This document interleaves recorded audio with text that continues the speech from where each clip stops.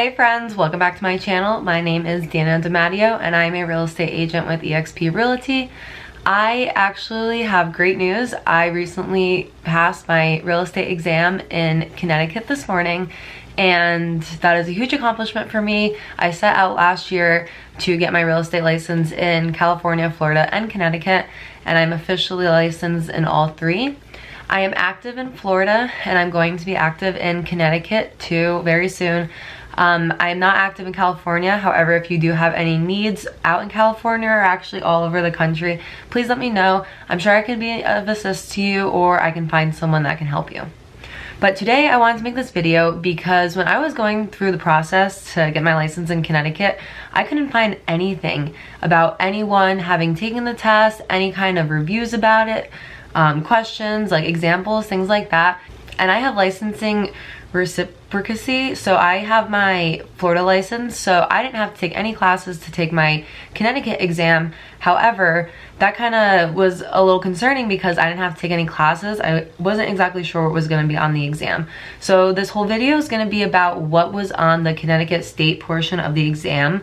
I didn't have to take the national portion here because I've already passed it in Florida and in California, and that's pretty general, but as it goes for the state specific questions, I wasn't sure what was on it, and there's not a lot of learning platforms out there, even ones that you can pay for, with like example questions. So I wanted to go through the process because I know I was looking for this information and I know it's going to help someone out there.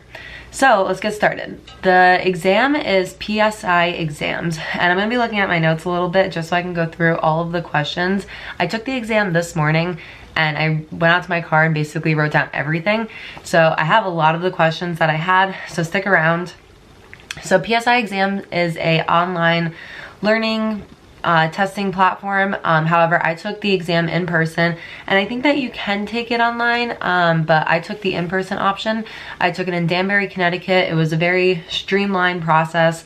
I went there. I was actually able to start early. It's a 45-minute test, 35 questions for the state portion, and I was actually completed with it in 25 minutes. I do test pretty quickly, but it was pretty easy.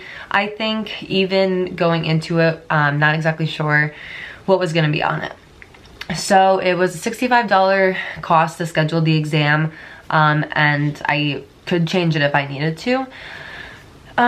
Let's see.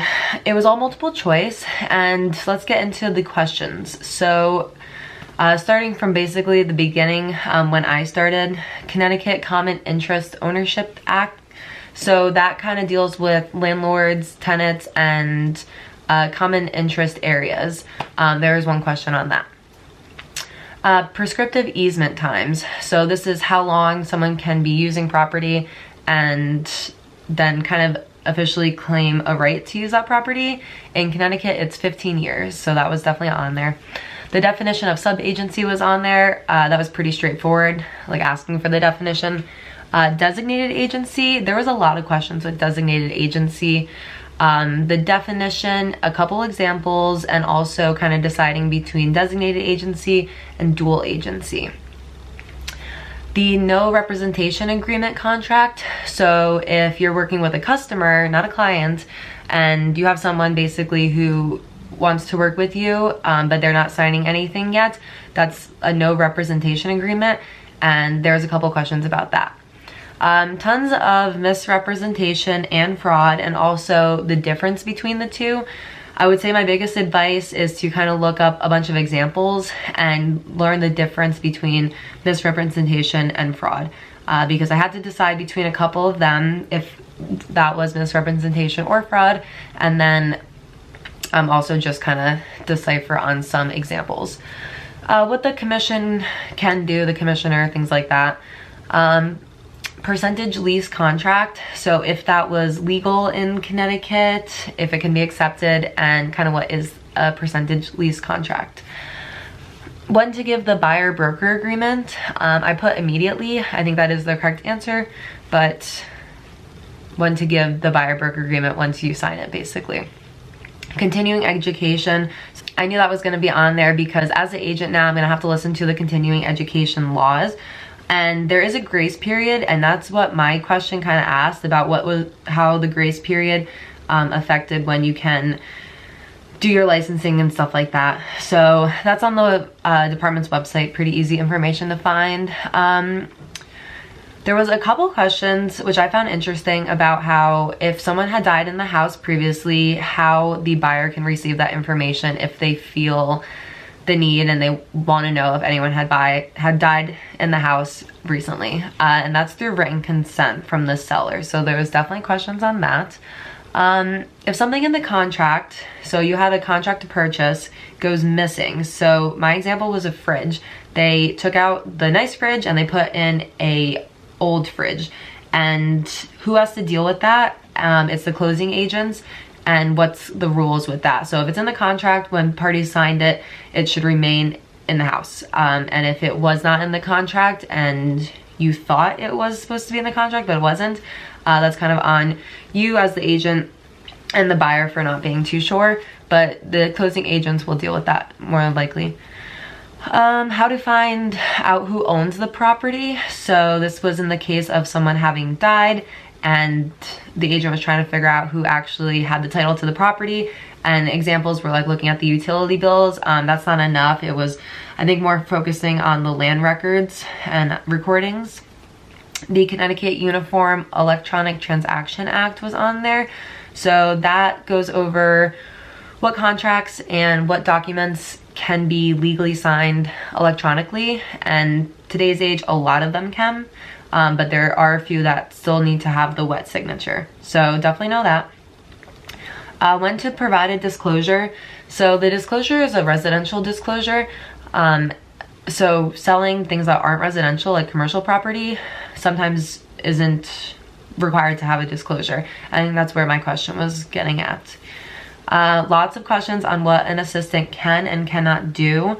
Examples were like putting up a listing sign, soliciting phone calls, making advertisements. My biggest rule of thumb is anytime an assistant is working with a client, that's a no-go. But other like assistant office duties is pretty common as to what an unlicensed assistant can do. What happens when people receive money from the guarantee fund? So that has to do with like an agent, what happens to the agent and things like that. Options where the agent gets fined or goes to jail, revokes the license. So that was my question on that. The difference between commingling and conversion, and if it's legal, which it's not, and it was just an example question. Confidential information. So let me just check my notes. Yeah, so when things need to be left confidential. My example was that an agent was working with a seller and sold their house last year and is now working with a buyer to buy that same house. What information has to be left confidential? The answer I put was that the seller had purchased the house with a bunch of inheritance money. And I believe that has to be left confidential because, you know, now the seller could be selling it to make a huge profit, and that could affect how much the buyer might offer.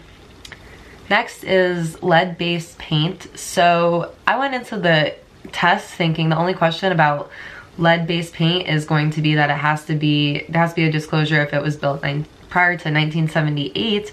However, there are a lot of other rules apparently in Connecticut with the fact that if children are living in the house, or if it's going to be used as a daycare center, or if people have high lead blood levels already in their system. So that kind of threw me, you know, for a little spin, but I was able to kind of decipher down the answer. So there's a lot more to lead-based paint than just the year. Make sure you look that up. How many people are on a commission? So in Connecticut, it's 8. There's 3 brokers, 2 agents, and 3 outside general public members. That wasn't on mine, but I was expecting it to be. So who pays the conveyance tax in Connecticut? And that is the seller. Definitely got that wrong. The seller pays the conveyance tax, and that makes sense. So when you are conveying a property, so when you're selling a property, you have to pay taxes based off of your sale price. Requirements to be licensed, that's pretty common. I've taken 3 tests now, and it always just talks about what the requirements to have your license are, and who cannot be licensed. So if you have been denied a license in the past year or something like that, There's some little stipulations about that as well, and like the age and citizenship. Okay, so I just went through a bunch of questions. I mean, there's only 35, and I think I covered a handful of categories. That is everything that I could remember that was on my Connecticut state portion of the test. If you're looking to find, you know, national test examples, they're out there, they're everywhere. You can look at prep agent videos. I do have another video that kind of goes over a lot of those things.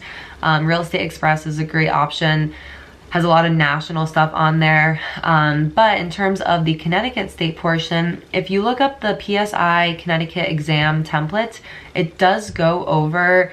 There are 35 questions, and it'll show you 4 different categories and how many questions are in each. So, and it has line items, so you do have a little bit of a study guide, but you have to go in and find all the information yourself. So what I'm going to do is link some of the things that I found very helpful, basically regulations that came off of the department's website. I found those very helpful. It's a lot of technical information. However, that is really the only way I could find like free study material. Connecticut definitely does make it a little bit trickier, and there's not a lot of information out there, especially if you're not studying with the class like I wasn't. So I hope that was very helpful. I think it will be going forward. There's going to be a lot of people testing, and I don't know if it's just that, you know, maybe it's an older generation of agents around here or something. People don't make maybe as YouTube videos as often as we might, but I hope this helped you. Like I said, 35 questions. It's not terribly hard, just study, and there's a lot of stuff online now that can hopefully help you. So if you found this video valuable, if you found any great information, please like and subscribe on my channel. I'm going to be putting out great information going forward, and I'd love for you to share this with someone who might need it as well. Till then, I will talk to you guys soon.